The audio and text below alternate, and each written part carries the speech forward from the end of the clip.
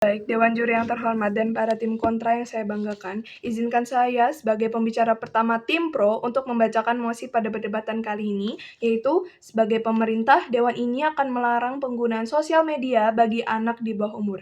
Debat ini akan saya mulai dalam 3, 2, 1. Baik Dewan Juri yang terhormat dan para tim kontra yang saya banggakan, mari kita telah terlebih dahulu navigasi tema pada perdebatan kali ini.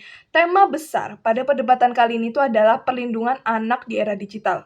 Nah, kita ini tak sedang membicarakan teknologi secara umum, melainkan tentang batasan ruang privasi dan juga publik bagi individu yang secara hukum itu dianggap dewasa.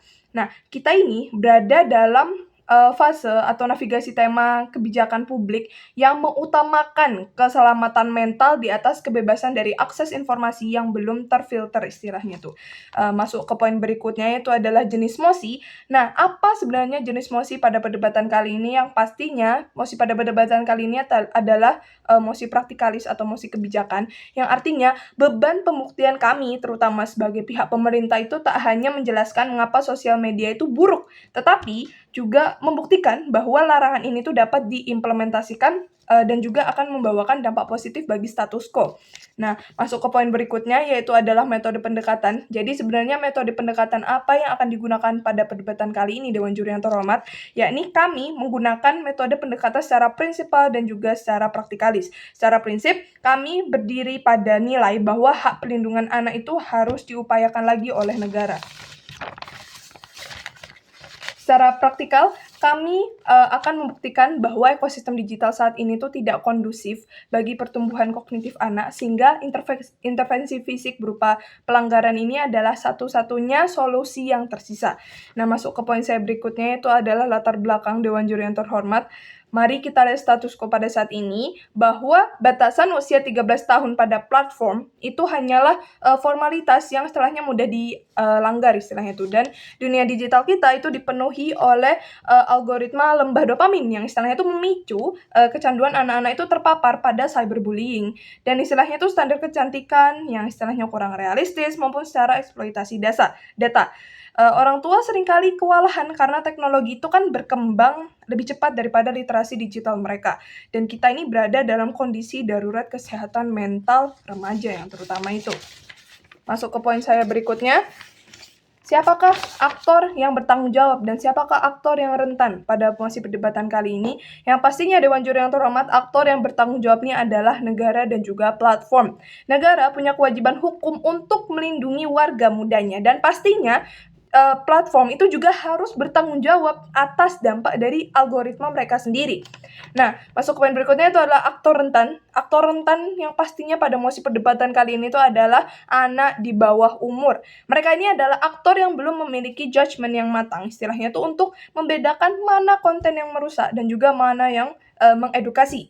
Dan mereka ini adalah korban utama dan juga sebagai predator cyber dan juga tekanan dari sosial digital istilahnya.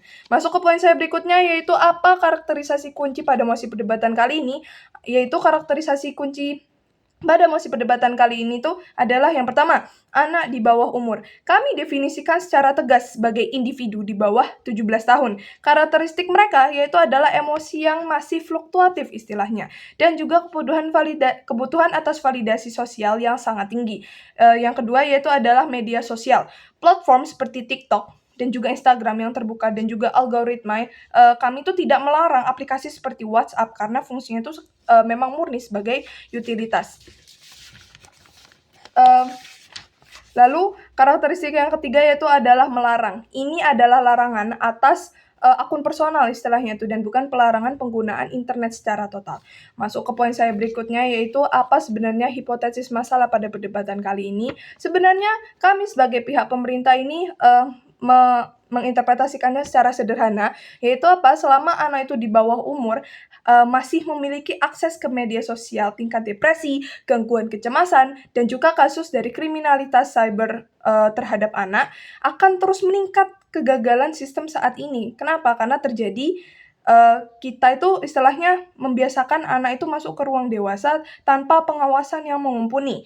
Dan jika dibiarkan, kita tuh akan istilahnya menghadapi generasi cemas yang tidak produktif di masa depan.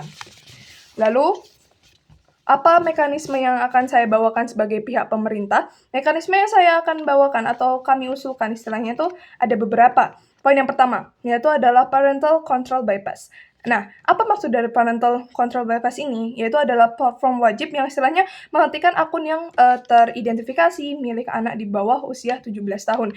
Nah, yang kedua yaitu adalah digital detox education. Nah, apa maksudnya? Yaitu adalah kurikulum sekolah itu akan difokuskan pada interaksi sosialnya dan juga literasi secara teknologinya, dan tanpa harus memiliki akun media sosial. Nah, masuk ke poin saya yang ketiga yaitu adalah sanksi progresif. Nah, mengapa saya usulkan dari sanksi progresif? Karena untuk memberikan denda terbesar bagi perusahaan teknologi yang melanggar aturan verifikasi ini. Oke. Dengan memahami istilahnya tuh semangat mosi pada perdebatan kali ini, navigasi tema hingga mekanisme, jelas bahwa posisi kami sebagai pemerintah terutama adalah posisi paling aman dan juga paling logis untuk masa depan anak-anak kita terutama. Dan kami istilahnya ingin memberitahu kepada Dewan Juri yang terhormat, kami sebenarnya tidak membenci teknologi dan hanya ingin memastikan saat ini istilahnya anak-anak kita itu masuk ketika anak-anak kita itu ingin masuk ke sana, mereka tuh sudah cukup kuat untuk bertahan. Maka dengan mosi yang sudah diberikan dan juga pembuka istilahnya dari pembicara pertama Tim Pro, kami layak menang. Terima kasih.